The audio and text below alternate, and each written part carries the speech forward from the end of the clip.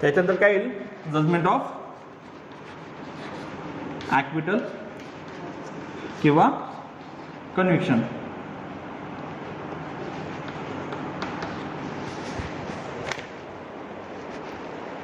बरोबर. समजा जर कंप्लेनंट अपियर नाही झाला किंवा त्याची डेथ झाली, मग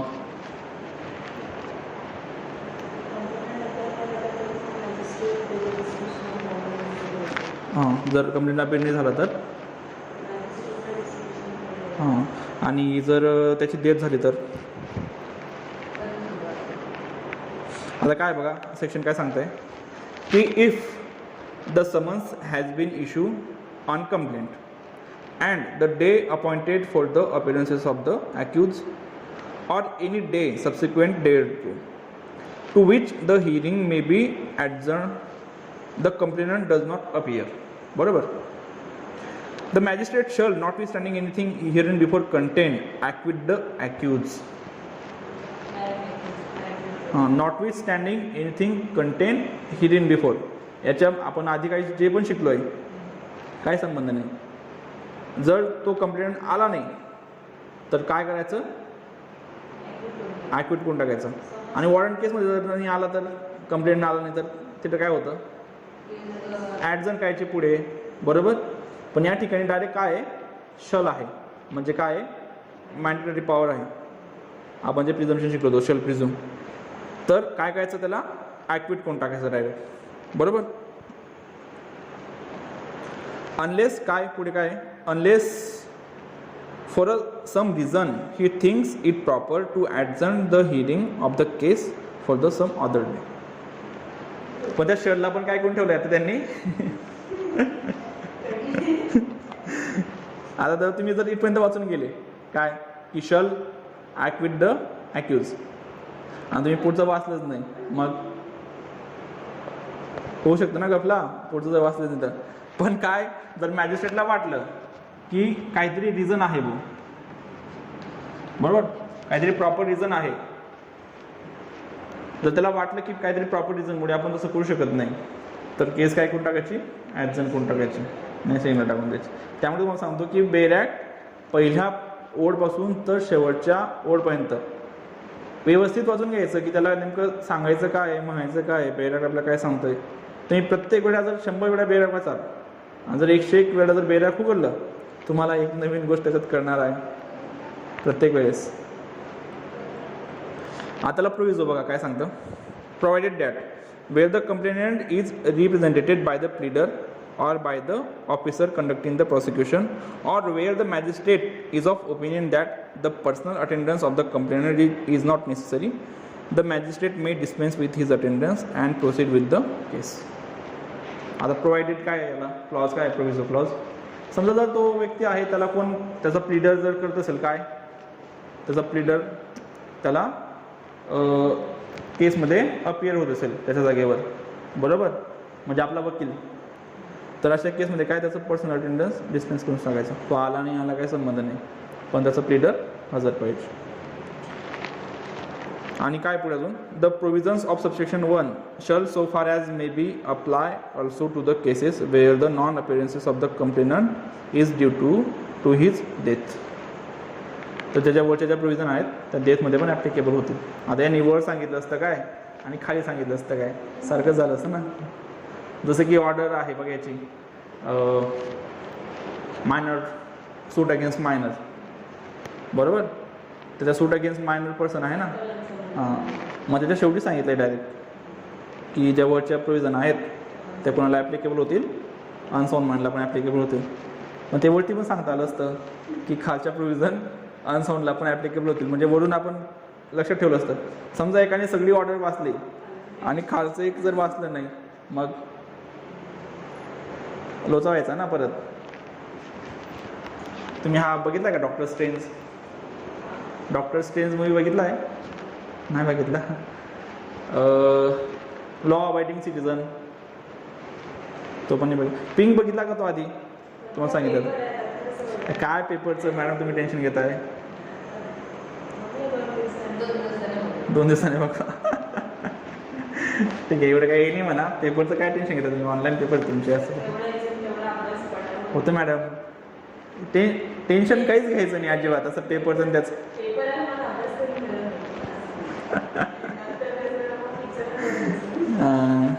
ठीक आहे, पण ते बघा तुम्ही बरोबर. तर डेथ जरी झाली कंप्लेंटची तर हीच प्रोसेस ॲप्लिकेबल होईल. आता विड्रॉल ऑफ कंप्लेंट हा एक आता वादाचा विषय. विड्रॉल ऑफ कंप्लेंट किंवा विड्रॉल ऑफ प्रॉसिक्युशन 321 पण सांगता बघा. 321च आहे का? हां, विड्रॉल फ्रॉम प्रॉसिक्युशन बरोबर. आणि विड्रॉल ऑफ कंप्लेंट 258, 57 आणि 321. आता वादाचा विषय असा आहे की मागे कर्नाटकमध्ये काय झालं होतं. कर्नाटकमध्ये एकाच वेळेस स्टेट गव्हर्नमेंटने जेवढे पण MPs, MLAs सगळे होते बरोबर, तर त्यांच्यावरच्या जेवढ्या पण केसेस होत्या तर त्या काय करून घेतल्या, विड्रॉल करून घेतल्या स्टेट गव्हर्नमेंटने. आताच 2 महिन्यापूर्वीचा विषय, सुप्रीम कोर्टाने त्याच्यावर ऑर्डर दिली आता 321मध्ये. तर वादाचा विषय हा, कर्नाटक गव्हर्नमेंट जेवढे पण MLA होते त्यांच्या गव्हर्नमेंटमधले, तर सगळ्यांवरच्या केसेस विड्रॉल करून घेतल्या प्रॉसिक्युशनने. आता विड्रॉल ऑफ प्रॉसिक्युशन आहे ना त्याच्यामध्ये, पण त्याच्यामध्ये बाकीच्या सिरियस नेचरच्या केसेस होत्या. मग सुप्रीम कोर्टात एक रीट दाखल केली गेली आणि त्याला स्टेट केलं की तुम्ही जर MLA किंवा बनून येत आहे म्हणजे याचा अर्थ असा होतो आहे का की तुमच्या सगळ्या केसेस तुम्ही विड्रॉल करून घ्यायचा, ज्याचं सरकार तो विड्रॉल करून घेईल बरोबर.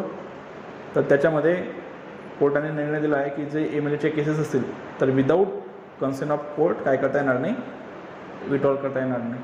आणि 321 काय सांगताय आता, 321 का तुम्ही सोबत तुमचं.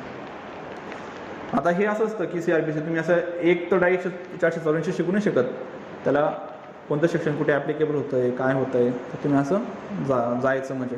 आता हा विड्रॉल ऑफ प्रॉसिक्युशन, आता विड्रॉल ऑफ कंप्लेंट, त्याच्यानंतर जर विड्रॉल ऑफ प्रॉसिक्युशन घेतलं तर तुम्हाला व्यवस्थितपणे कळून जातं. 321 बघा काय सांगतं. The public prosecutor or assistant public prosecutor in charge of the case may, with the consent of the court, at any time before the judgment is pronounced. केव्हा? हां, बिफोर प्रोनाउन्सिंग ऑफ जजमेंट. कोर्टाचं जजमेंट यायच्या आधी केव्हा पण केव्हा? कोर्टाच्या judgement यायच्या आधी. Withdraw from the prosecution of any person either generally or in respect of any one or more of the offenses for which he is tried, and upon such withdrawal, if it is made before the charge has been framed, the accused shall be discharged. Before framing of charge काय असेल तर काय असेल ते? Before framing of charge काय? Discharge होतो ना, discharge. आणि जर चार्ज जर फ्रेम झाले असतील तर, किंवा ज्या ठिकाणी चार्जेस फ्रेम करायची गरज नसेल म्हणजे समन्स केसेस, तर ते काय होईल? ॲक्विटल होईल बरोबर.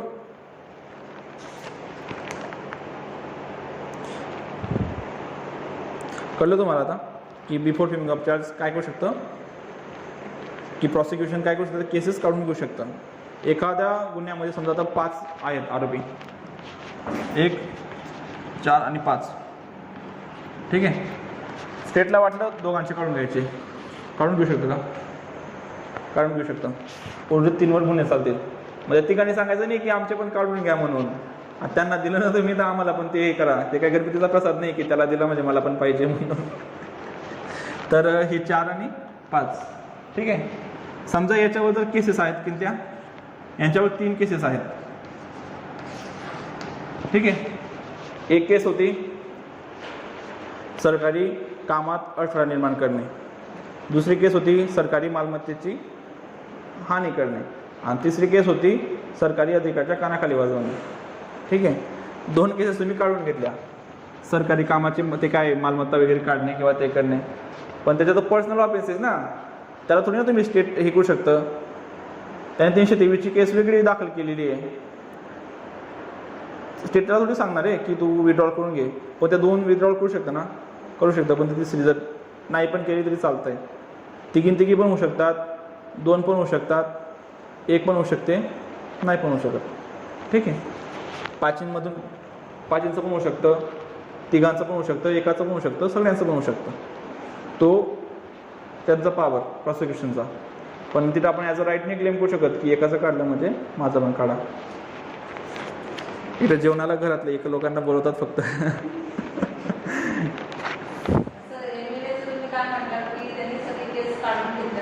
हो, परवानगीशिवाय तुम्ही एमएलएच्या जेवढ्या केसेस आहेत ते काढून घेऊ शकत नाही. हो, सर्वोच्च न्यायालयाने ॲप्लिकेबल होईल ते. त्यांनी ना हे केलं असेल, अमेंडमेंट केली होती त्याच्यामध्ये बहुतेक. अमेंडमेंट त्यांनी लॉ ॲप्लिकेबल केला तसा. हां, कन्सिडर ऑफ कार्ड ते बाकी ठिकाणी ॲप्लिकेबल राहायचं, पण त्यांनी अमेंडमेंट करून तसं करून घेतलं होतं. स्पेशल प्रोव्हिजन सरकारमध्ये आहेत, राज्यघटना नसेल तर लोक काय करू शकतील सांगता येत नाही. त्याच्यामुळे आजचं दिवसाचं महत्त्व. त्यांनी अमेंडमेंट करून तसं कायदा बनवून घेतला होता. इंदिरा नेहरू गांधीने 329A, इंदिरा नेहरू गांधी वर्सेस राजनारायणची case. Doctrine of judicial review is designated as an basic structure. माहिती case Indira Nehru Gandhi, section 329 sub clause A माहिती आहे नाही? तर असं झालं होतं त्या केसमध्ये. ठीक आहे, काय माहिती नको काय आहे ना सांगतो. केसमध्ये असं झालं होतं, 329A नावाचं आर्टिकल कॉन्स्टिट्यूशनमध्ये नवीन इंट्रोड्यूस केलं गेलं. त्यावेळेस राजनारायणने असा आरोप लावला होता इंदिरा गांधीवर की यांनी जेवढी पण सरकारी मालमत्ता आहे ती सगळी कामाला लावून दिली. कशासाठी? निवडून येण्यासाठी. मग त्याच्यामुळे काय, यांचं जे क्वालिफिकेशन आहे ते काय करा, तुम्ही डिस्क्वालिफाईड करा. मग त्या बाईने काय केलं होतं, 329A हे केलं, इंट्रोड्यूस केलं आणि सांगितलं त्याच्यामध्ये की पंतप्रधानाचं इलेक्शन कोणत्याही कोर्टात क्वेश्चनेबल नसणार नाही. डॉक्ट्रिन ऑफ ज्युडिशियल रिव्ह्यूच्या विरुद्ध आहे ना.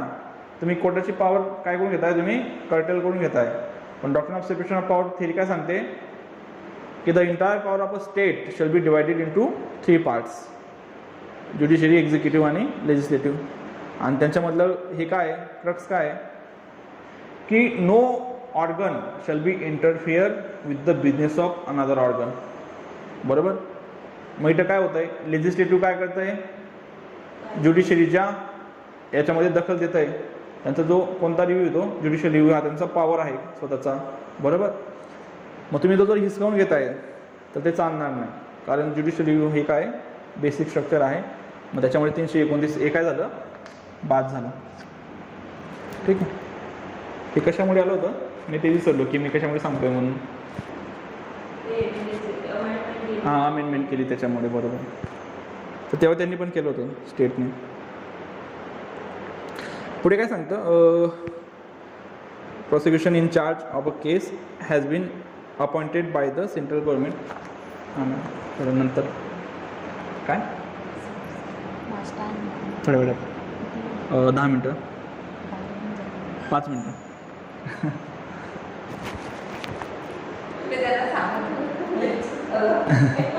ठीक आहे. तर झालं तुमचं हे की विड्रॉल ऑफ प्रोसिक्युशन एकदाचं. आता विड्रॉल ऑफ हे काय आहे, विड्रॉल ऑफ कंप्लेंट. त्याच्यामध्ये प्रोव्हिजन काय आहेत की if a complainant at any time before a final order pass in any case under this chapter satisfy the magistrate that there are sufficient ground for permitting him to withdraw his complaint against the accused, or if there may be more than one accused against all or any of them, the magistrate may permit him to withdraw the same and shall thereupon acquit the accused against whom the complaint is so withdrawn. बरोबर. इथं पण काय की जर कंप्लेनंटने जर त्यांना satisfy केलं, कोणाला, कोर्टाला, की there is a reasonable ground. बरोबर. हां, तिथं काहीतरी आहेत, त्याने मला 50,000 रुपये दिले, किंवा आमचं काहीतरी झालं असेल, कंपाऊंड झालं असेल, कंपाऊंडेबल ऑफेन्स झाला असेल, किंवा आम्ही एकाच याच्यात राहतो, घरात राहतो, माझ्याकडून चुकून जाऊ दे, आता आम्हाला पुढे राहायचं आहे, व्यवस्थितपणे एकत्र राहायचं आहे, असे काहीतरी ग्राउंड असतील चांगले. नाही तर असा ग्राउंड नको की तो मला दररोज येऊन शिवाय घालतोय आणि दररोज मला येऊन मारेल. त्याच्यामुळे काय करतोय मी, विड्रॉल कंप्लेंट करून घेतोय. ही काही रिजनेबल ग्राउंड नाही आहे. बरोबर. पण रिजनेबल ग्राउंड असेल आणि जर मॅजिस्ट्रेट सॅटिस्फाय झाले तर अशा वेळेस विड्रॉल ऑफ कंप्लेंट करता येईल. आणि त्याचा इफेक्ट काय असेल, इफेक्ट काय राहील त्याचा विड्रॉलचा? ॲक्विटल राहील, बरोबर. तो जो ॲक्युज पर्सन आहे तो काय होऊन जाईल? ॲक्विटल होऊन जाईल. म्हणजे कंप्लेनंटला परत एकदा त्याच ग्राउंडवर त्याच्या विरुद्ध कंप्लेंट करता येईल का? नाही करता येणार, बरोबर, कारण त्याने स्वतःहून ती कंप्लेंट काढून घेतली आहे. मॅजिस्ट्रेटला त्याला हे करायचं आहे ना, प्रिझ्युम करायचं आहे ना, की मॅजिस्ट्रेटला त्याने पटवून द्यायचं आहे की हां रिझन जे आहे ते गुड आहे. तो प्रश्न नाही इथं. परत त्याला एकदा नवीन कंप्लेंट करता येईल का त्याच्या विरुद्ध? नाही करता येणार, कारण त्याचं ते ॲट्रोफाईस कन्व्हिक्ट आहे ना, तर तो रूल ॲप्लिकेबल होऊन जाईल ना 300 वाला, की मला आधीच तुम्ही ॲक्विट केलेलं आहे या ग्राउंडमध्ये आणि तुम्ही कसं काय तुम्ही हे करताय परत, असं. तर तो रूल ॲप्लिकेबल होऊन जाईल. ठीक आहे. अजून याच्यामध्ये काय आहे की power to stop proceeding in certain cases. आता एखादी केस आहे, बरोबर, कोणती? If any summons case instituted otherwise than upon a complaint, बरोबर. Any summons case instituted otherwise than upon a complaint, a magistrate of first class or with the previous sanction of a CJM, any other judicial magistrate may, for reason to be recorded by him, stop the proceeding at any stage without pronouncing the judgment, and where such stoppage of such proceeding may, after the evidence of the principal witness has been recorded, pronounce the judgment of acquittal, and in any other case release the accused, and such release shall be effect of a discharge.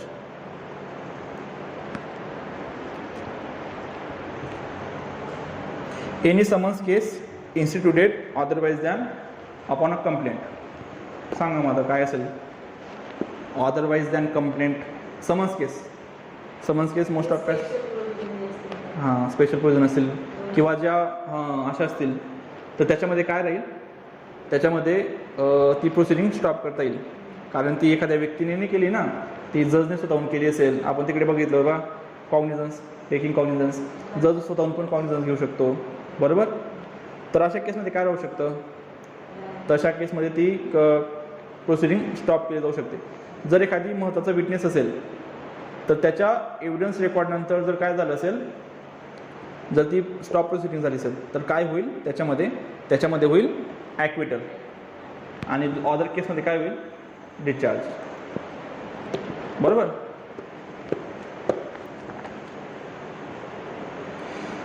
आता दुसरं आहे power to court to convert summons case into warrant case. आता ही summons केस चालू आहे, याला warrant केसमध्ये convert करता येईल का? नाही करता येणार. एखादी वॉरंट केस चालू आहे, तिला समन्स केसमध्ये कन्वर्ट करता येईल का? करता येईल. तुम्ही बरोबर सांगताय पण उलटं सांगताय. समन्स केस वॉरंट केसमध्ये कन्वर्ट करता येईल, पण वॉरंट केस समन्स केसमध्ये कन्वर्ट करता येणार नाही. ठीक आहे, बरोबर सांगितलं पण उलटं सांगितलं. काय सांगतं सेक्शन? व्हेन कन्वर्ट करता येईल. समन्स केस आहे, तिचं वॉरंट केस होऊ शकते, पण वॉरंट केसची समन्स केस नाही होऊ शकत. वॉरंट केसच राहील शेवटपर्यंत. समन्स केस शेवटपर्यंत वॉरंट केस होऊ शकते, बरोबर. काय सांगतं? When in the courts of a trial of a summons case relating to an offense punishable with imprisonment the term exceeding 6 months. पण इथं एक टर्म काय आहे? समन्स केस जर 6 महिन्यापेक्षा जास्त पनिशेबल असेल तर, 6 महिन्यापेक्षा जर कमी असेल शिक्षा तर ते पण होऊ शकत नाही.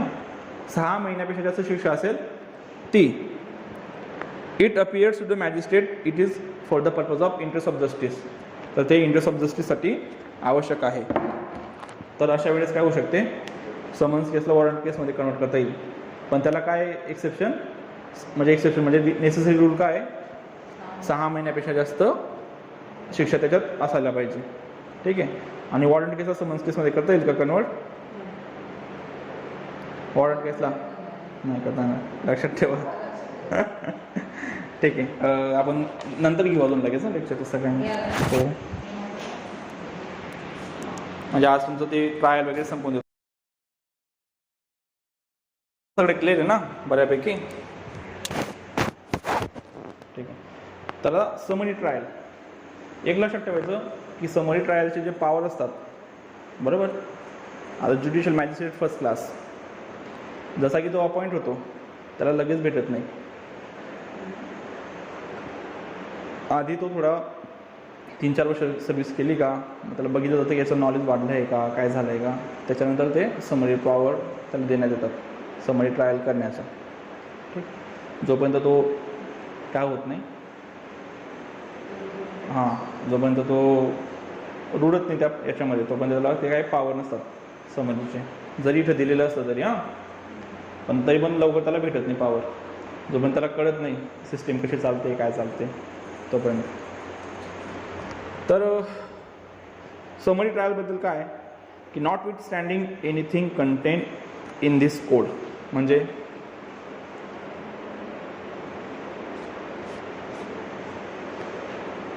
सांगितलं ना मी तुम्हाला 2 वेळा, या कोडमध्ये कुठे पण काही पण सांगितलं असेल त्याचा आम्हाला काहीच फरक पडत नाही. ठीक आहे, आता मी जे सांगतोय त्याच्यावर लक्ष ठेवा आणि तेच बरोबर राहील. बाकी ठिकाणी काय काय सांगितलेलं राहील ना, आता मी जे आधी जे वाचलं ते 0, आता हा जे सांगतोय ते लक्षात ठेवायचं. ठीक आहे, याचं म्हणणं माझं नाही म्हणत सांगायचं. 260 काय सांगतो, not with standing anything contain in this code, any judicial magistrate, म्हणजे एनी चीफ ज्युडिशियल मॅजिस्ट्रेट, पहिला कोण, CJM, एनी मेट्रोपॉलिटन मॅजिस्ट्रेट कोण, MM, any magistrate of a first class specially empowered in this behalf by the high court. JMFC करू शकतो, पण केव्हा करू शकतो, ज्यावेळेस त्याला हायकोर्ट त्याला ते पॉवर देईल, परमिशन देईल. सांगितलं ना की जोपर्यंत त्याला परमिशन भेटत नाही तोपर्यंत तो चालू शकत नाही. बरोबर. May if he thinks fit try a summary way all or any of the following offences. काय, may if he thinks fit that, हे दोघांना काय इनबिल्ट पॉवर आहे, मेट्रोपॉलिटन मॅजिस्ट्रेट आणि CJMला. इनबिल्ट म्हणजे यांना हायकोर्ट बिलकोर्टकडून काही परमिशन घ्यायची गरज नसते. बरोबर. पण ज्युडिशियल मॅजिस्ट्रेट फर्स्ट क्लासला काय असते, हायकोर्टकडून ते पॉवर कन्फर्म होतात आधी की हां तू आता बऱ्यापैकी शिकलेला आहे, तर तुला काय सांगतो आम्ही, तू ते ऑफेन्स ट्राय कर.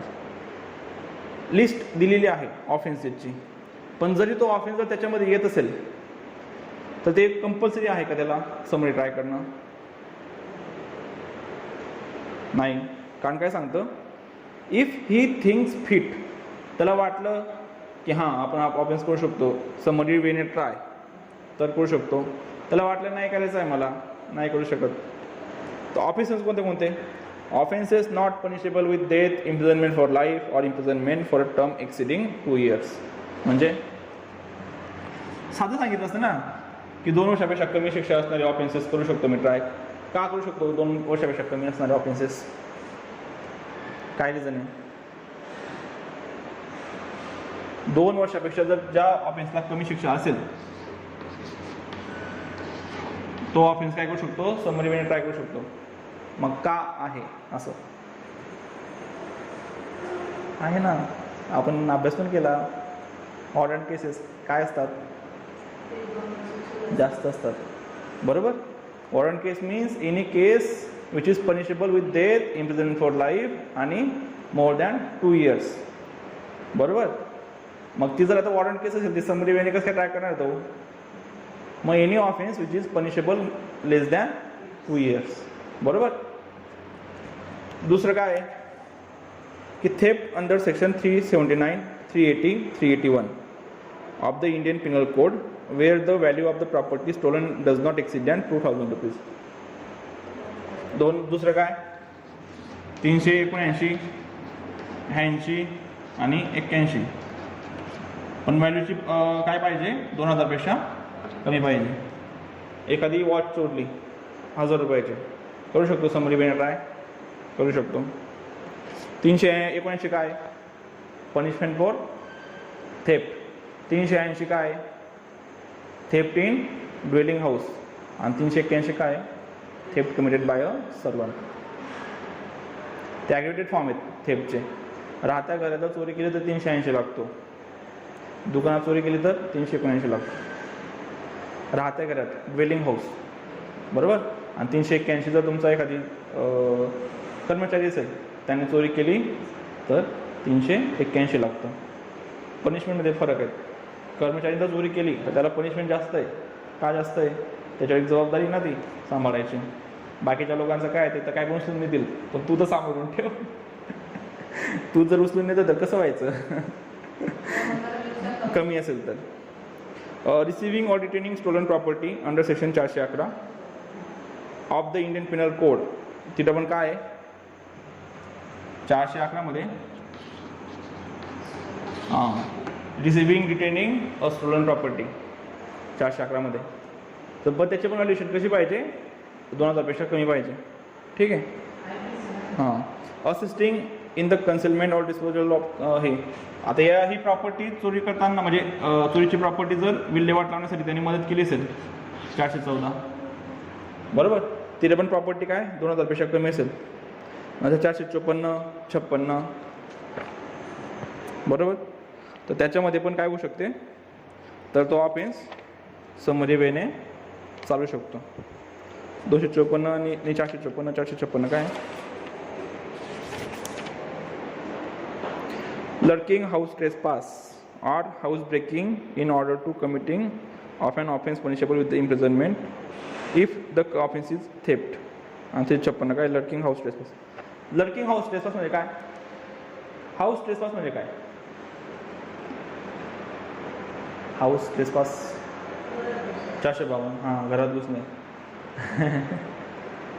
कशासाठी घुसणे? साखर मागायला आला किंवा बाई माझं आज चोरी नाही. जर आपल्याला हड सॉल्व करण्यासाठी किंवा आपली काय जर प्रॉपर्टीची नासधूस म्हणजे ते वेगळं झालं म्हणा. जर तुम्हाला तो काय केला असेल, अपमान करत असेल, शिव्या वगैरे देत असेल किंवा जर काही मारहाणीसाठी आला असेल तर काय असते ते हाऊस ट्रेसपास असतं.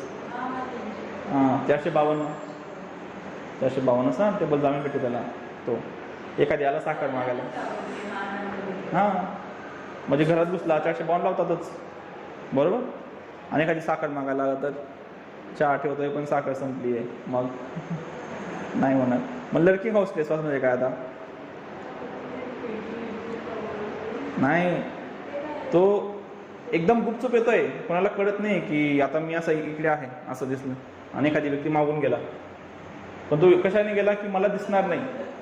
लपून छपून जाणे, लपून छपून घरात घुसणे, ते लर्किंग हाऊस ट्रेसपास. ठीक आहे. तर ते पण असेल तर ते पण काय होऊ शकतं? समोर वेने ट्राय करू शकतो. ठीक आहे. इन्सल्ट विथ काय अजून? Insult with intent to provoke a breach of peace under section 504, 504, 506 आहे ना, ते पण. Abetment of any of the foregoing offences. आता हे वरचे जेवढे आहेत ऑफेन्सेस, त्याला जर एखाद्याने अबेटमेंट केली असेल, बरोबर, काय नाही होत मॅडम, जा आणि त्याच्या कानाखाली वाजवा, काय नाही होणार, मी बघून घेईल. मॅडम गेल्या आणि त्याच्या कानाखाली वाजवून आल्या. आता मी त्यांना काय केलं आहे? अबेट केलं आहे, बरोबर. अबेटमेंट कोणत्या प्रकारे होऊ शकते?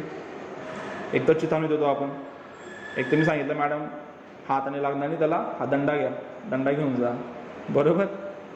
तर ते पण की इंटेन्शनल एड असते, बरोबर. तर त्याच्याने पण काय होऊ शकते? तर तो अबेटमेंटचा गुन्हा असतो.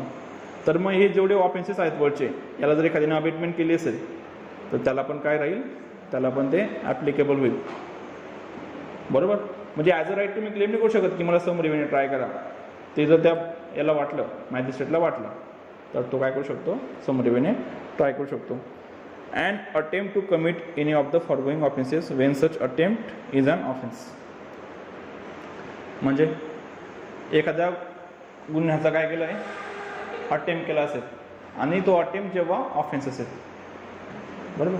आता बऱ्याच वेळेस काय होतं, गुन्ह्याचे 4 टप्पे असतात. कोणते कोणते?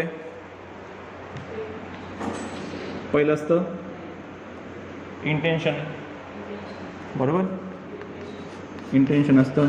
दुसरं प्रिपरेशन, तिसरं अटेम्प्ट, आणि चौथं कमिशन, बरोबर. Intention, whether intention is punishable. तुम्ही मनात विचार करताय की मी काहीतरी सांगतो जे असं मनामध्ये सांगताय की जगवण्याच्या कानाखाली वाजू, आहे का गुन्हा? मनामध्ये विचार करताय, बरोबर?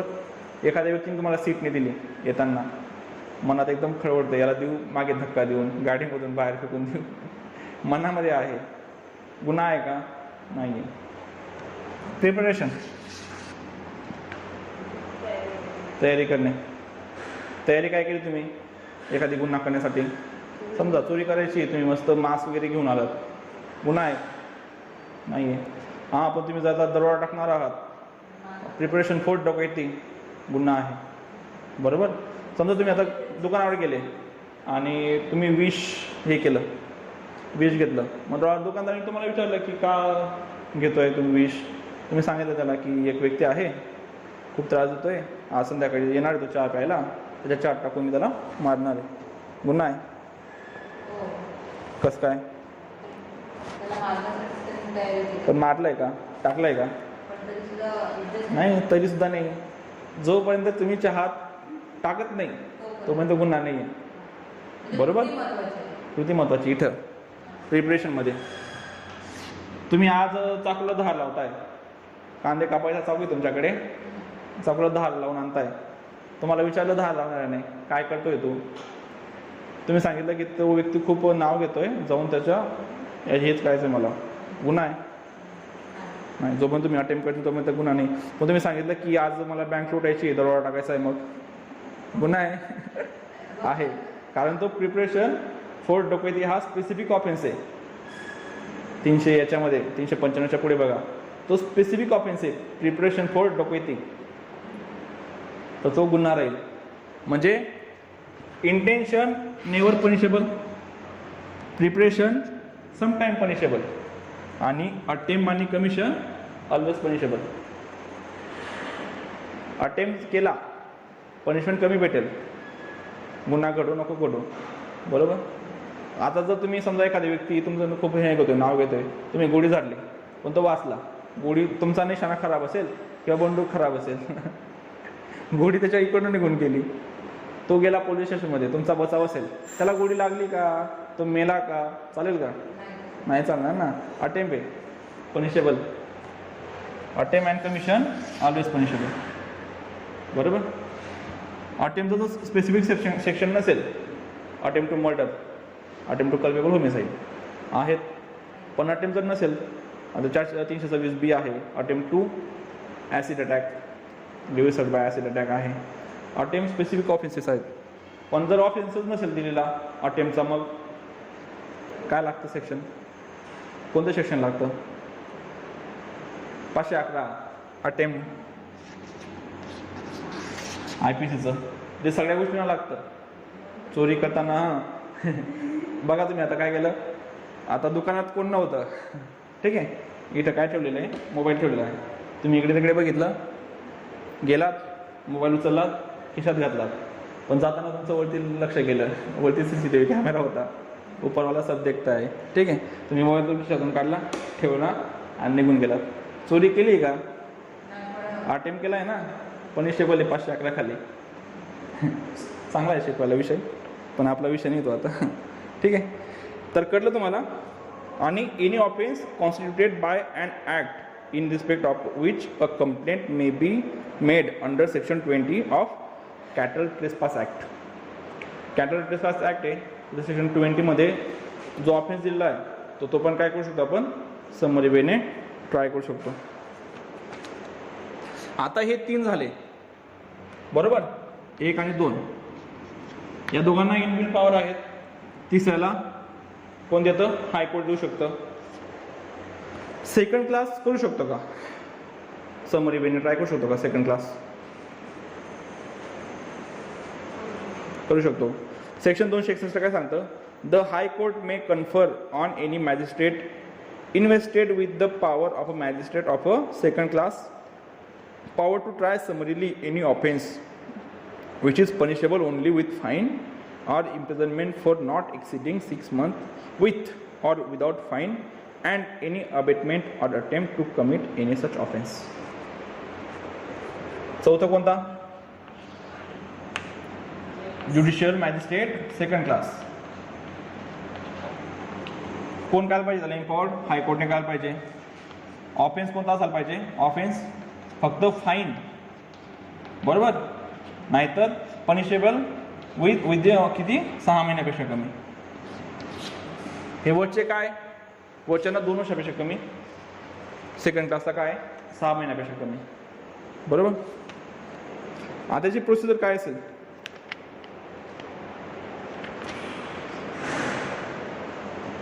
In trial under this chapter, the procedure specified in this code for the trial of summons case shall be followed except as herein before mentioned. म्हणजे कोणती प्रोव्हिजन वापरायची समन्स केसची. म्हणजे याच्यातून फॉर्मल चार्जेस करणं आहे का महत्त्वाचं. समन्स केसमध्ये बघितलं होतं आपण चार्जेसची गरज नाही आहे. पण काय असं माहिती का की समन्स केसमध्ये पनिशमेंट देण्यासाठी त्याचं हे नाही आहे, लिमिट नाही आहे बरोबर.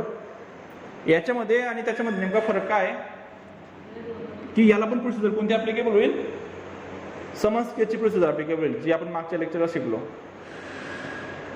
की फॉर्मल चार्जेस करणं गरजेचं नाही, त्याला फक्त पर्टिक्युलर सांगायचे. तो त्याच्या प्लीडरच्या जागेवर राहू शकतो. तो बाय पोस्टपर्यंत काय करू शकतो, बाय पोस्टपर्यंत तो प्लीड ऑफ गिल्टी करू शकतो 1000 रुपयापर्यंत जर समजा 206 मध्ये. त्या सगळ्या प्रोव्हिजन याला ॲप्लिकेबल होतील.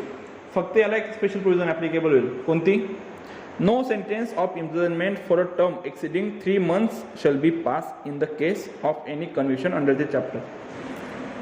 तर जरी ऑफेन्सेस 2 वर्षापेक्षा कमी पनिशेबल आहेत, पण जर एखादी ऑफेन्स जर तुम्ही काय करतायत समरी वेने जर ट्राय करतायत बरोबर, तर त्या केसमध्ये तुम्हाला मॅक्झिमम पनिशमेंट किती देता येईल.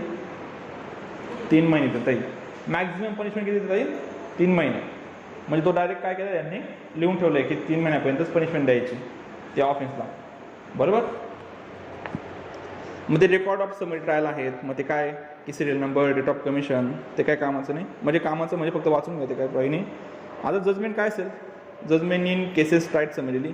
In every case tried summarily in which the accused does not plead guilty the magistrate shall record the substance of the evidences and judgment containing a brief statement of a reason for the finding. ज्यावेळेस जर त्याने plead of guilty नाही केलं तर अशा वेळेस काय करायचं.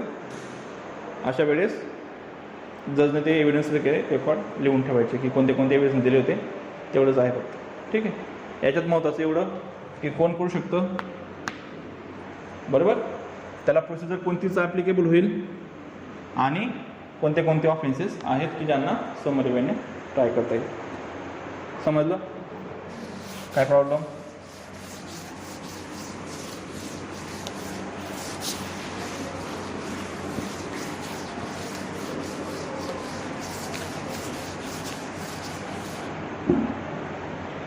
याच्यानंतर प्ली बार्गेनिंगचं चॅप्टर. प्ली बार्गेनिंग. ठीक आहे. प्ली बार्गेनिंग नावातच काय त्याचं.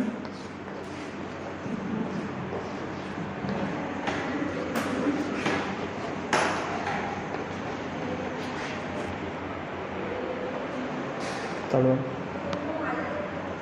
ठीक. तर प्ली बार्गेनिंग नावातच काय त्याचं. प्ली बार्गेनिंग चॅप्टर चांगल्या हेतूने दिलं होतं की जे प्रायव्हेट नेचरचे ऑफेन्सेस आहेत म्हणजे साधे ऑफेन्सेस तर ते काय व्हायला पाहिजे यांनी आपसात मिटून घ्यायला पाहिजे बरोबर. पण त्याचं इन्फोर्समेंट नाही झालं व्यवस्थितपणे. लॉ कमिशनने सांगितलं की प्ली बार्गेनिंग हे काय आहे की काय कामाचं नाही सध्या. म्हणजे डेथ झालेलं चॅप्टर आहे. म्हणजे जे जिवंत नाही आहे सध्या कायद्यामध्ये. तुम्हाला कळेल की का जिवंत नाही आहे किंवा ते काय कामाचं नाही आहे. म्हणजे ज्यावेळेस पूर्ण शिकून होईल प्ली बार्गेनिंगचं त्यावेळेस तुम्हाला कळून जाईल की कामाचं का नाही आहे म्हणून. ठीक आहे. नावातच असं काय प्ली बार्गेनिंग. मराठीत मला पण माहिती नाही. शिक्षेबद्दल बार्गेनिंग करतो ना आपण. बार्गेनिंग काय असतं कमी जास्त करणे. कमी जास्त म्हणजे भाजीपाला घ्यायला गेले तुम्ही तो काय सांगतो तुम्हाला 20 रुपये किलो. तुम्ही काय सांगतात 15 रुपये किलो दे. हिचं काय झालं तुमची बार्गेनिंग झाली बरोबर. त्याला बार्गेनिंग म्हणतात. आता इथं काय कशाची आपण इथं भाजीपाल्याची करतोय का नाही. इथं कशाची करतोय आपण जी आपल्याला ऑफेन्स आहे ऑफेन्सची बार्गेनिंग करतोय आपण बरोबर. मग याचा मागचा एक हेतू पण हा होता की एखादी गुन्हा घडला असेल आपण काय आता भाजीपाल्याचा स्टॉल लावला आहे का, की आपण जो गुन्हा जो झालेला आहे म्हणजे त्या व्यक्तीने चुकीचं केलं आणि परत त्याच व्यक्तीसोबत आपण हे करायचं का, बार्गेनिंग करायची का त्या ऑफेन्सवर, तर तो पण एक याच्यावर पॉईंट उठला होता. चांगलं हेतूने झालं होतं पण काही कामाचं नाही. प्ली बार्गेनिंगचं कसं आहे की पहिले ॲप्लिकेशन असतं, बरोबर. तुम्हाला एक सरळ प्रोसिजर सांगतो, तशी जर गेले तर खूप मोठीवाली प्रोसिजर आहे. तर बघा काय असतं इथं, फक्त पनिशमेंट किती देऊ शकतो ते महत्त्वाचं आहे. प्ली बार्गेनिंगमध्ये पहिले ऑफेन्सेस आहेत, की कोणत्या कोणत्या ऑफेन्सेसबद्दल काय करू शकतो आपण, फक्त प्ली बार्गेनिंगचं चॅप्टर ॲप्लिकेबल होईल. ठीक आहे. तर चॅप्टर कोणते कोणते आहेत ते, ॲप्लिकेशन ऑफ अ प्ली bargaining. A person accused of an offense may file application for plea bargaining in a court in which such offense is pending for trial. Application कुठं होईल, जे कोर्ट आहे ज्याच्यात तो ऑफेन्स कोणता आहे, पेंडिंग आहे किंवा चालू आहे. ॲप्लिकेशन कोण करेल, ॲक्यूज करेल, बरोबर. विक्टिमला काय पडलेली प्ली बार्गेनिंग करायची, विक्टिमला काय गरज नाही प्ली बार्गेनिंग करायची, बरोबर. ॲप्लिकेशन कोण करेल, ॲक्यूज करेल. ॲप्लिकेशनमध्ये काय असायला पाहिजे, ॲप्लिकेशनमध्ये ते केस कशी आहे त्याचं पूर्ण डिस्क्रिप्टिव्ह, केस काय झालं होतं, बरोबर. नंतर ॲफिडेविट पाहिजे की तो व्हॉलंटरी करतोय, बरोबर, की ते व्हॉलंटरी आहे ते. तर आता ॲप्लिकेशन झालं एकदाचं कोर्टात, मग कोर्टाने काय करायचं, जो पब्लिक प्रॉसिक्युटर आहे त्याला नोटीस काढायची, बरोबर. आणि त्यांना सांगायचं की तुम्ही म्युच्युअल सॅटिस्फॅक्शनसाठी एकत्र मीटिंगमध्ये बसा. तुमच्याकडे ती पद्धत नसेल, आमच्याकडे असते बघा पद्धत, लग्नाच्या नंतर लग्न ठरवलं जातात तेव्हा हुंडा ठरवतात ना, किती हुंडा द्यायचा काय द्यायचं. आमच्याकडे म्हणजे खानदेशमध्ये किंवा बाकीच्या मराठवाड्यामध्ये त्याची प्रोसेस आहे. लग्नाच्या आधी असते, हां तुमचं किती तोड्यांचं मंगळसूत्र करायचं काय करायचं, हां मग ते हा त्याच प्रकारचा प्रकार आहे. मुलीवाले सांगतील आम्हाला 7 तोड्याचं पाहिजे, मुलावाला सांगतील की मुलाला फक्त 20,000 रुपये पगार आहे, एवढं काय होणार नाही आमच्याकडनं, 5 तोड्याचं असेल तर बघा. मग हे सांगतात की चला ठीक आहे तुमचं पण नाही आणि माझं पण नाही, की त्यासाठी पाहिजे 6 तोड्याचं करू. 6 तोड्यावर काय होतं त्यांचं फायनल होतं. त्याचप्रमाणे इथं पब्लिक प्रॉसिक्युटर, ॲक्यूज आणि ॲक्यूजचे एखादी हे असतील लॉयर, हे सगळे एकत्र बसतात आणि ते बार्गेनिंग करतात एक प्रकारची. ठीक आहे. फक्त ही कायद्याच्या भाषेत की प्ली बार्गेनिंग. मग यांच्यामध्ये काय ठरलं, ॲफिडेविट केल्यानंतर कोणता पब्लिक प्रॉसिक्युटर, विक्टिम असेल तो, बरोबर. तर यांच्यामध्ये काय ठरलं, तर त्याचं एक मेमोरंडम बनवायचं, म्हणजे मेमोरंडम बोलण्यापेक्षा त्याला आपण एक रिपोर्ट बनवायचा आणि तो काय करायचा, कोर्टाला सादर करायचा. आणि त्याच्यामध्ये त्यांचं काय ठरलेलं आहे, किती रक्कम ठरलेली आहे, बरोबर. तर त्याप्रमाणे केसचं डिस्पोजल करायचं. आता याच्यामध्ये कसं असेल पनिशमेंटचं, समजा एखादी ऑफेन्स आहे, बरोबर. तुम्हाला कळलं इथपर्यंत बैठकीमध्ये कोण कोण असणार, ॲप्लिकेशन कोण करेल, बरोबर. तर आता ठरलं आहे की तो मान्य करतोय दोघी साईड पार्टीज. ठीक आहे. ॲक्यूज असेल, विक्टिम असतील, एखाद्या वेळेस इन्व्हेस्टिगेशन ऑफिसर पण असू शकतो, बरोबर. तर याच्यामध्ये कसं असतं की त्यांच्या ज्या प्रमाणात त्यांचं हे ठरलेलं असते पनिशमेंट ज्या ऑफेन्सला असते, तर ते पनिशमेंट कोर्ट ते तुम्हाला मी पुढे सांगतो. पण फाईन त्यांचा जो ठरतो की माझ्याकडून तुझं काय झालं, तुला कानाखाली वाजवली गेली, तर एक काम कर, हे 20,000 रुपये आपलं ठरत आहे आणि त्या ऑफेन्स आहेत, ऑफेन्सची जी पनिशमेंट आहे ते कोर्ट ठरवेल. मग जो फाईन आहे तो काय करून घेतात, ते स्वतः ठरवून घेतात की किती पैसे द्यायचे आहेत किंवा काय करायचं आहे, बरोबर. आता काय होतं की समजा जर तो ऑफेंडर म्हणजे जो ॲक्यूज पर्सन आहे त्याला जर प्रोबेशन ऑफ ऑफेंडरचा ॲक्ट ॲप्लिकेबल होत असेल, तर त्याला तो ॲक्ट ॲप्लिकेबल काय टाकायचा आणि त्याला काय करायचं, फ्री सोडून द्यायचं. पण जर कोर्टाला वाटलं, court finds that minimum punishment has been provided under the law for the offence committed by the accused, it may be sentence the accused to half of such minimum punishment. बरोबर. जर त्या ऑफेन्सला कमीत कमी शिक्षा दिलेली असेल, कमीत कमी शिक्षामध्ये कशी की 166 आहे बघा. If any public servant disobey the direction under law, he shall be punished with the minimum punishment of a 6 month which extend to 2 years. बरोबर. आता इथं काय आहे, 6 month आहे मिनिमम पनिशमेंट, मग त्याची 1/2 म्हणजे 3 महिने. ठीक आहे. हे कोणत्या केसमध्ये, ज्या केसमध्ये प्रोहिबिशन ऑफ ऑफेंडरचा ॲक्ट ॲप्लिकेबल होणार नाही त्या केसमध्ये. आणि जर त्याला जर prohibition of offender act applicable होत असेल तर त्याला तो ॲक्ट ॲप्लिकेबल करून टाकायचं आणि त्याला प्रोहिबिशन पिरियडमध्ये पाठवून द्यायचं. व तो ॲप्लिकेबल नसेल आणि त्या ऑफिसचं जर मिनिमम पनिशमेंट असेल तर किती, 1/2. बरोबर. आणि जर एखाद्या केसमध्ये समजा the court find that the offence committed by the accused is not covered under clause B, म्हणजे काय, त्याला मिनिमम पनिशमेंट नसेल. बरोबर. आणि मग अशा वेळेस काय करायचं, then it may sentence the accused to 1/4 of the punishment provided or extendable as the case may be for such offence. ज्या ठिकाणी प्रोबेशनचा कार्ड लागत नाही आहे, बरोबर, ज्या ठिकाणी मिनिमम पनिशमेंट नाही आहे, अशा वेळेस काय, अशा वेळेस त्या ऑफिसला जेवढी पनिशमेंट दिलेली आहे त्याची 1/4 म्हणजे किती, समजा एखाद्या ऑफिसला जर 1 वर्षापर्यंत पनिशमेंट असेल तर किती होईल याची, 3/12 म्हणजे 3 महिने.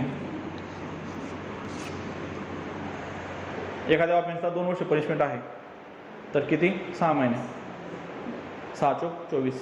बरोबर. तर 6 महिने. तर हे काय झाले, पनिशमेंटचे प्रकार झाले, या प्रकारे ठेवू शकतो. बरोबर.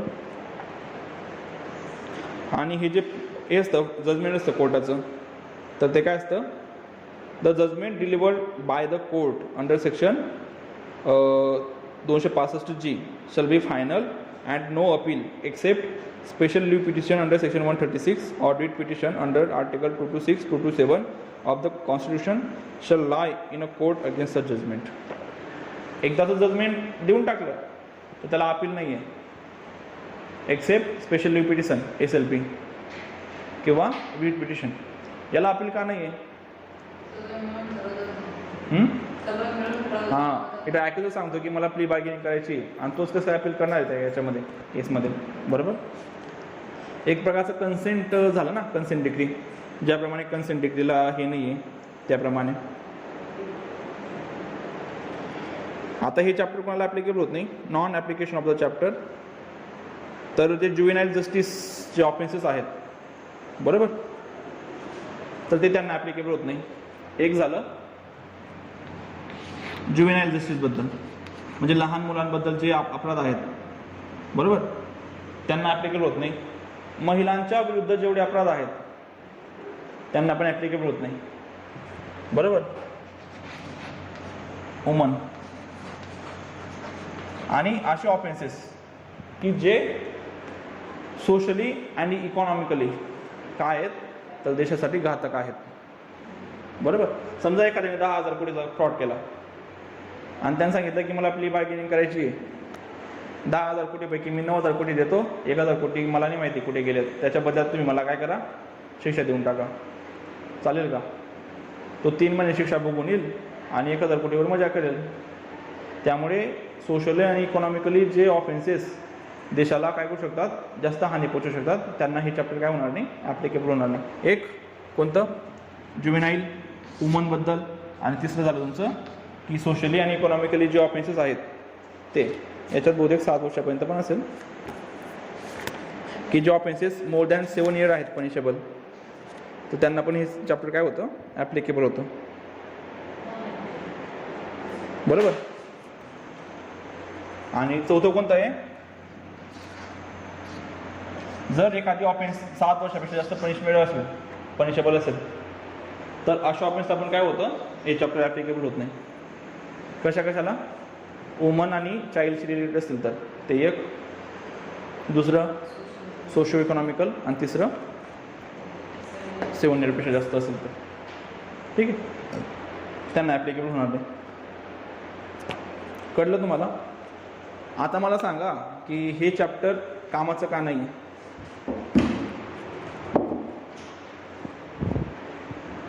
काय वाटतं तुम्हाला? का मॅडम कामाचं का नाही? उलट चांगलं आहे ना की आरोपीचं हे होतं आहे, म्हणजे पटकन निकाल लागतोय केसचा.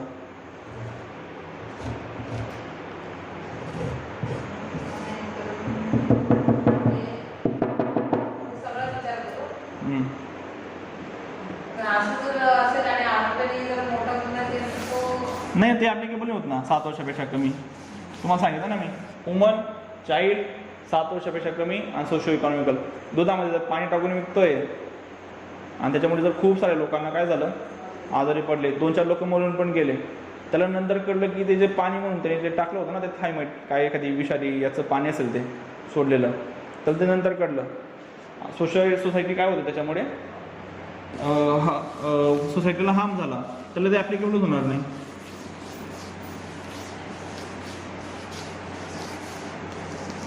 बरोबर?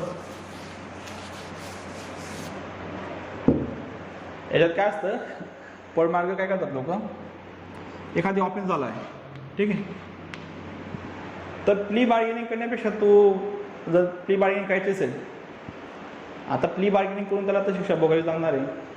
बरोबर? उलट कोर्टात काय होईल की तो कन्व्हिक्शन राहील त्याचं की हां याने हा गुन्हा केलेला आहे. बरोबर? परत त्याच्यावर तो एक समजा जर त्याला जर प्रोबेशन ऑफ ऑफेंडर ॲक्ट लागला नाही तर जेलमध्ये जाऊ शकतो.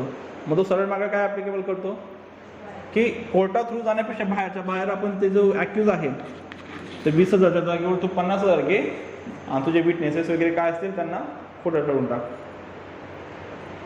मग त्याचे विटनेसेस होशाल झाले, कंप्लेंट होशाल झाला, तो माणूस काय झाला, ॲक्विट होऊन गेला ना. काय चार्जेस आहेत त्याच्यावर किंवा काय झालं का त्याला, ॲक्विट होऊन गेलं. त्याच्यामुळे प्ली बार्गेनिंगकडे कोण जात नाही. समजलं? त्याच्यामुळे हे हां म्हणजे हे कोमामध्ये आहे सगळं सेक्शन. हे कोमामध्ये आहे सेक्शन, कोमामध्ये. एक प्रश्न आहे, एक दूधवाला आहे ठीक आहे, सणाचा दिवस होता. तुमच्याकडे काय असतं, दूध केव्हा लागतं, कोणत्या सणात? कोजागिरी पौर्णिमा. जास्त लांब जाण्यापेक्षा जवळच जाऊ कोजागिरी पौर्णिमेकडे. काय झालं की एक जण या व्यक्ती आला आणि त्याला थोडं जास्त दूध लागणार होतं. मग त्याच्या बंध्या लावले होतात 2 लोकांकडे आणि दोघी लोकांचं किती 2-2 लिटर दूध आहे, 1-1 लिटर दूध आहे. याच्याकडे फक्त आता किती शिल्लक आहे, 1 लिटर शिल्लक आहे. मग तो आता खूप टेन्शनमध्ये की त्या दुसऱ्या माणसाला मी दूध कसंही करू, त्याच्याकडे सण होऊन जाईल, हे चांगलं नसायला पाहिजे किंवा असं नको व्हायला पाहिजे. मग तो काय करतो, मग तो 1 लिटर त्याच्यात पाणी टाकतो. ठीक आहे. आता उद्देश काय त्याचा, हां म्हणजे याला काय नको व्हायला पाहिजे, त्रास नको व्हायला पाहिजे, त्यामुळे तो 1 लिटर पाणी टाकतो. पण त्याला नंतर कळतं की त्याच्यात 1 लिटर पाणी टाकलं त्याने, बरोबर, तर ते काय होतं, तर ते काहीतरी वेगळंच दूषित पाणी होतं आणि त्याच्यामुळे जो 2 नंबरचा व्यक्ती आहे तर त्याला खूप असं त्रास वगैरे झाला आणि त्याचं तो सिव्हिअर याच्यामध्ये गेला, कोमामध्ये, मी कशामध्ये गेला असेल. दूधवाल्याने काय ऑफेन्स केला का?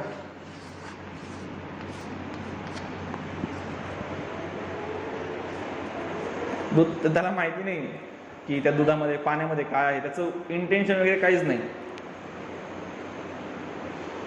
त्याची अजिबात इच्छा नाही. उलट त्याचं चांगलं इंटेन्शन होतं की दोघांना दूध मिळायला पाहिजे. तर एखादी कोजागिरी पौर्णिमाची बेचारीची त्याची एकाची काय झालीच ती. कळलं तुम्हाला? दूधवाला आहे, कोजागिरी पौर्णिमा होती, याचं दूध विकलं गेलं, पण 2 बंदीवाले राहून गेले. बरोबर? पण त्याला आता एकदम रडायला लागला तो डायरेक्ट. त्याच्याकडे फक्त 1 लिटर दूध होतं शिल्लक आणि याला 1 लिटर पाहिजे होतं, याला 1 लिटर पाहिजे होतं. बरोबर? मग तो काय करणार आहे, त्याला तर दूध द्यावंच लागेल ना त्यांना, काय पण करून, कारण दूध तर त्याला भेटणार नाही दुसरं. मग तो काय करतो, एका नळावरून 1 लिटर पाणी टाकतो दुधामध्ये आणि दोघांना काय करतो, दोघांना 1-1 लिटर देऊन टाकतो. मग त्याला सॅटिस्फॅक्शन झालं ना की दोघांना दूध भेटलं. पण काय होतं, ते पाण्यामुळे काय होतं, ते दूषित पाणी असतं, जे दोघी आहेत, बरोबर, दोघी आजारी पडतात. दूषित पाण्यामुळे आणि दोघी कोमामध्ये निघून जातात. मग आता दूधवाल्याने काय अपराध केला का? त्याची काही इंटेन्शन काय नव्हती. हां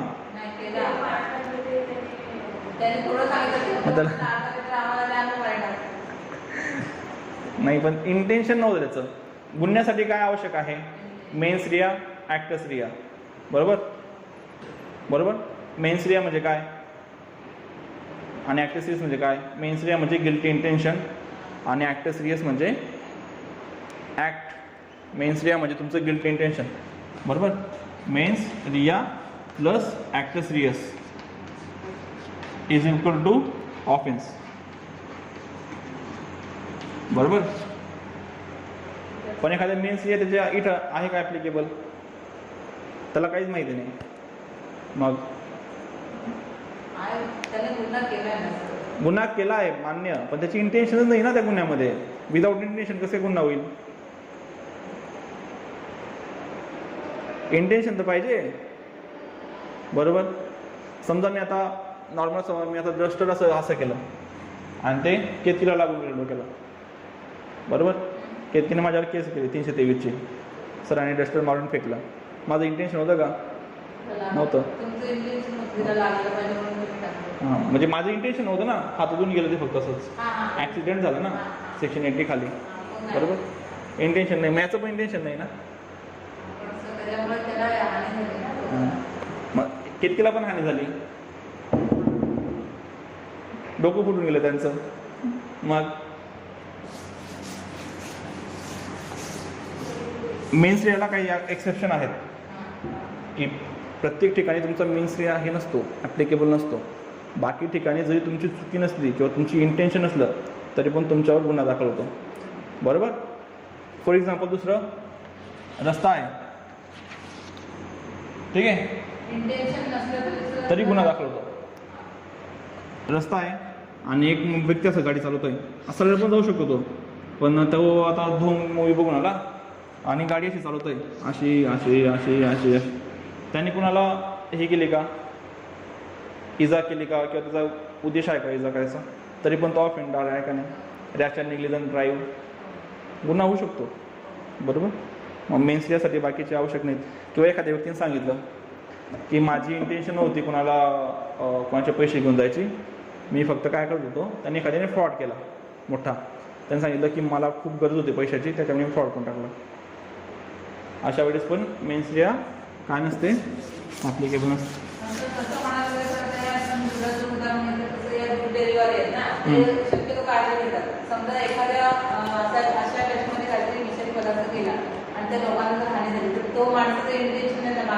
तरी पण तो जाईलच त्याच्यामध्ये. अडल्ट्रेशन ऑफ फूड अडल्ट्रेशन आहे ना ॲक्ट, तो IPC मध्ये सेक्शन आहेत तुमचे बरेच. 272च्या पुढे बघा. ड्रग्स आणि ते विकणं, एखाद्या पाण्यामध्ये हे करणं. ठीक आहे ठीक आहे. तोपर्यंत हा वाचून घ्या तुम्ही लिमिटेशन ॲक्ट थोडा.